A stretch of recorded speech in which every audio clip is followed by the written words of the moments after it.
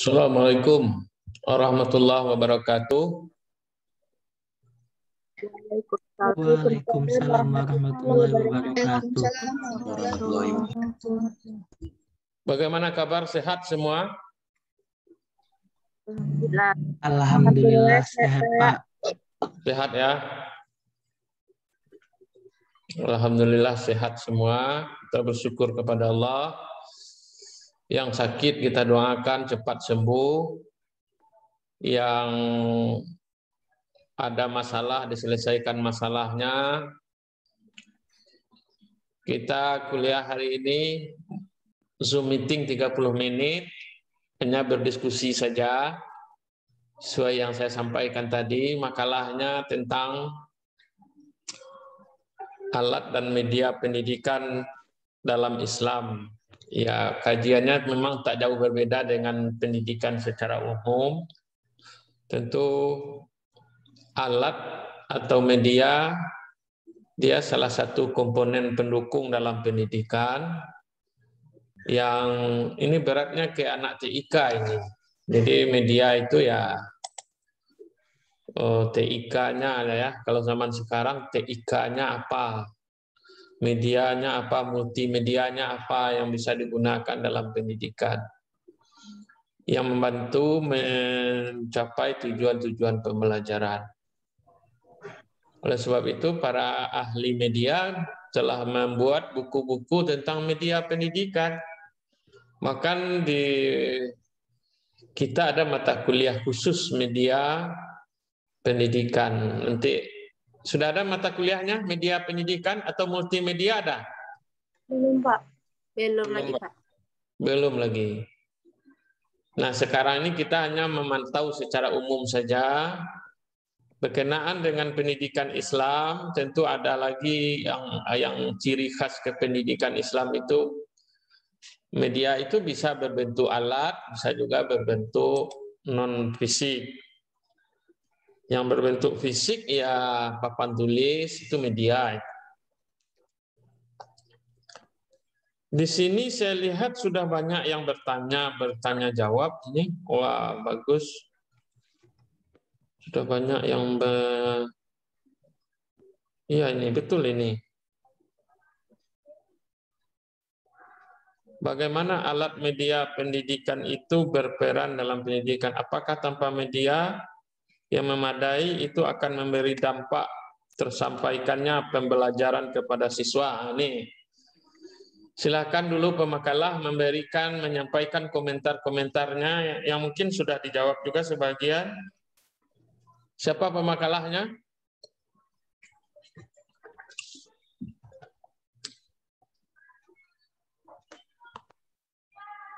Ada? Ada, Pak. Muhammad Ridho. Iya, Pak.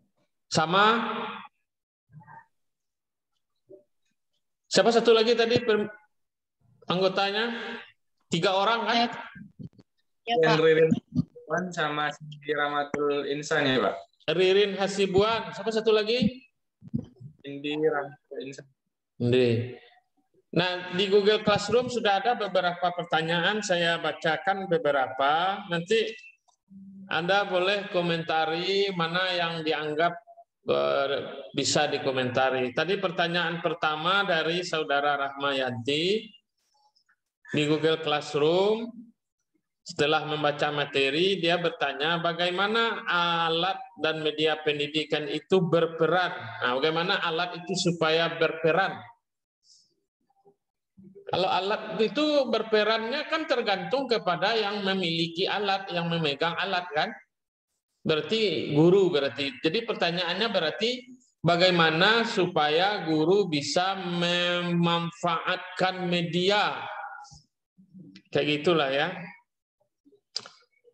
Dan media itu berdampak ya terhadap pembelajaran. Nah, berdampak. Siapa dulu yang menjawab, Ridho atau siapa ini?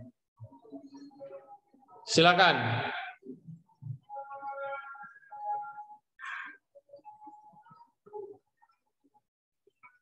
Itu udah ada jawabannya di GC, Pak, yang pertanyaan dari Rahmayanti. Hah? Jawaban yang ditanyakan oleh Ramayanti udah terjawab di GC, Pak. Di IG udah dijawab ya? Ah ya, silakan disampaikan saja lagi sedikit. Silakan.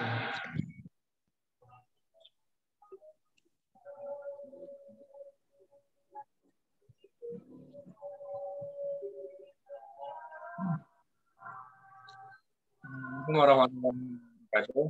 Waalaikumsalam. Saya Muhammad Ridho Tanjung, perwakilan dari kelompok 12, ingin menjawab dari Ramayanti. Peran dan alat media pendidikan yang pertama yaitu memperjelas penyajian pesan dan informasi sehingga dapat memperlancar dan meningkatkan proses dan hasil belajar. Yang kedua, meningkatkan dan mengarahkan perhatian anak sehingga dapat menimbulkan motivasi belajar, interaksi yang lebih langsung antara siswa dan lingkungannya, dan kemungkinan siswa untuk belajar sendiri-sendiri sesuai dengan kemampuan dan minatnya. Yang ketiga yaitu mengatasi keterbatasan indera, ruang, dan waktu. Objek atau benda yang terlalu besar untuk ditampilkan langsung di ruang kelas dapat diganti dengan gambar, foto, slide, realita, film, radio, atau model. Objek atau benda yang terlalu kecil yang tidak tampak oleh indera dapat disajikan dengan bantuan Microsoft film, slide, atau gambar. Yang keempat yaitu memberikan kesamaan pengalaman kepada siswa tentang peristiwa-peristiwa di lingkungan mereka, serta memungkinkan terjadinya interaksi langsung dengan guru, masyarakat, dan lingkungannya, misalnya melalui karya wisata, kunjungan-kunjungan ke museum atau kebun binatang, tanpa media yang memadai akan memberikan dampak kepada siswa, karena dengan adanya media pembelajaran, maka tradisi lisan dan tulisan dalam proses pembelajaran dapat diperkaya dengan berbagai media pembelajaran. Dengan tersedianya media pembelajaran tersebut, guru dapat menciptakan berbagai situasi kelas, menentukan berbagai macam metode pengajaran, dan menciptakan iklim emosional yang sehat di antara peserta didik. Bahkan media pembelajaran ini dapat membentuk guru membawa dunia luar ke dalam kelas. Dengan demikian, ide yang abstrak dan asing sifatnya menjadi konkret dan mudah dimengerti oleh peserta didik. Dengan memanfaatkan media, proses pembelajaran mengajar di kelas menjadi menarik dan menyenangkan. Berbeda dengan pendekatan konvensional yang hanya mengandalkan ceramah, bila media pembelajaran ini dapat difungsikan secara tepat dan profesional, maka proses pembelajaran akan dapat berjalan efektif. Itu aja, Pak. Oke. Sudah bagus jawabannya. Sama kalah yang bertanya gimana? Sudah paham, Pak. Sudah paham. Oke, ini ada lagi pertanyaan ini. Ada yang mau menambahkan? Jadi media itu tentu disesuaikan ya. Sesuaikan dengan tujuan pembelajaran kita, karakteristik materi pembelajaran, ketersediaan alatnya, itu yang harus diperhatikan oleh guru ya. Kalau di zaman sekarang tentu harus banyak belajar tentang multimedia ya. Membuat media-media pembelajaran. Ini ada lagi yang bertanya, ini pemakalah. Saya minta tanggapan dari pemakalah yang satu lagi. Saya minta ini masing-masing pemakalah merespon. Ini pertanyaannya, bagaimana menurut pemakalah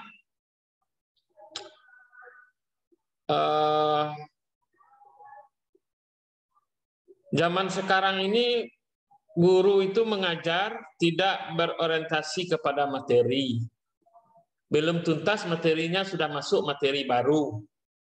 Ini kayaknya tidak relevan dengan media ini kalau pertanyaannya.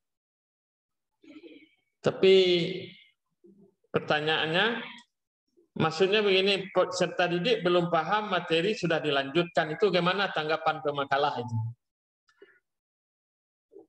Iya, harusnya paham dulu ya. Paham dulu peserta didiknya baru dilanjutkan ya. Ini tidak terkait dengan media.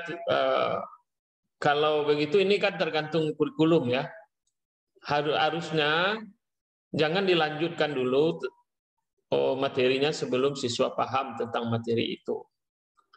Setiap bab itu kan dia memiliki hubungan dengan bab yang lain. Ini kaitannya tidak terkait kurikulum, ini bukan media itu. Seberapa pentingnya alat media pendidikan Islam, serta apa kekurangan dan kelebihan alat media pendidikan Islam pada saat ini? Nah, ini siapa menanggapi? Silakan. Seberapa penting media itu? Silakan Ririn.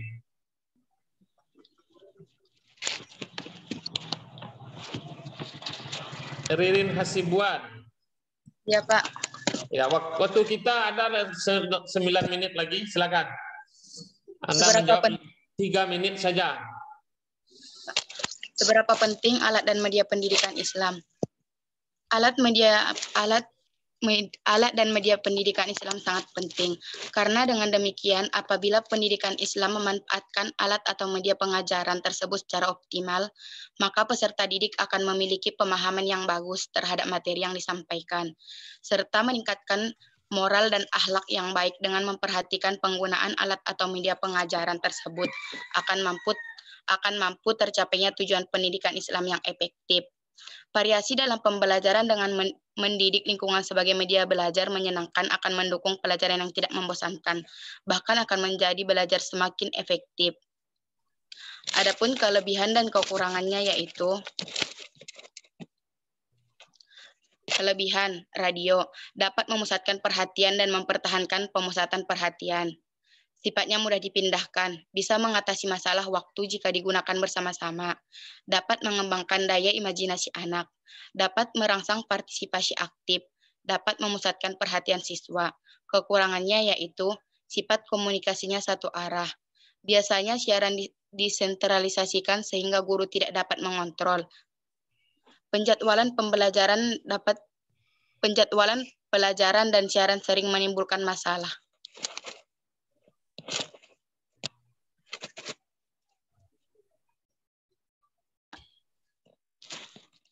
Udah, Pak. Oke, ya, sudah jelas itu ya. Ada plus minus. Tapi plusnya yang ada media, minusnya tergantung gurunya ya. Tergantung siswanya.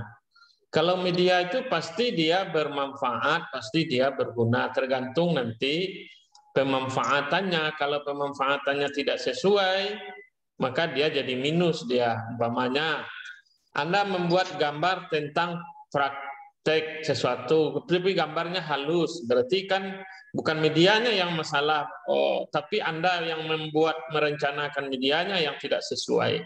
Maka oleh sebab itu media itu harus sesuai dan relevan.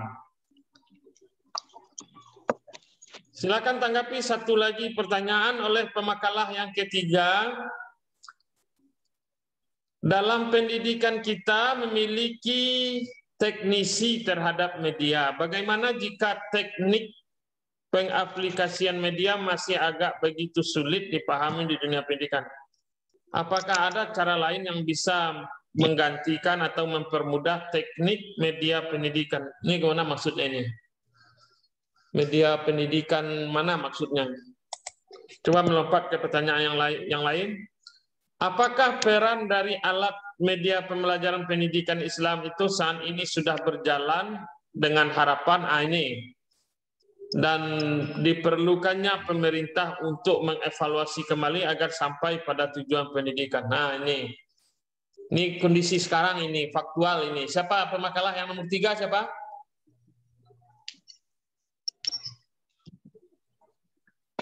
Syarido?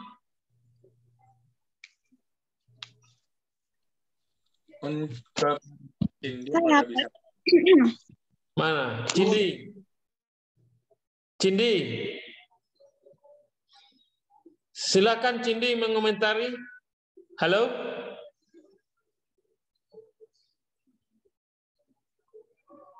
Cindi?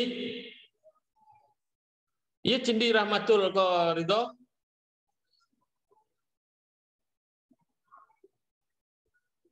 Iya, Pak. Kok hilang dia? Halo, Cindy.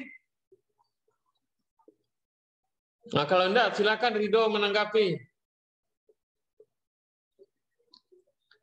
Ini kan suasana pandemi ini kan pemerintah sudah membuat apa namanya kebijakan-kebijakan tentang media platform. Gimana Anda melihat masalah ini sekarang? Nah, ini yang faktual ini. Waktu Anda 3 menit, silakan. Kalau di kita saja gimana kira-kira ini? Lewat Zoom ini gimana kira-kira ini? Apakah sudah capai tujuan pembelajaran kita atau enggak? Tidak usahlah kita bawa keluar dengan menggunakan dibuat makalahnya lalu dipresentasikan. Nah, apakah media Zoom ini bermanfaat atau enggak ini? Gimana tanggapan Ridho? Tidak usahlah kita sebut pemerintah terlalu jauh itu. Kalau menurut saya pribadi, Pak, dari pembelajaran kita pada era saat ini ada juga kelebihan dan kekurangannya, Pak. Kelebihannya, tapi lebih banyak dari kekurangan sih, Pak. Iyalah. Itu yang pertama, kita sebagai mahasiswa itu kurangnya media kurangnya penjelasan dari beberapa dosen atau yang sebagainya, dan juga media itulah, Pak, kalau kekurangannya. Kalau untuk kelebihannya lebih bisa mencari atau mencari jawaban-jawabannya dari Google, Pak. Ujian bisa pakai Google ya. Iya, iyalah. Kalian kalau yang enaknya enak ya. Kalau yang kurangnya nggak mau ditutup. Jadi mudah-mudahan kelebihan itu bisa menutupi kekurangan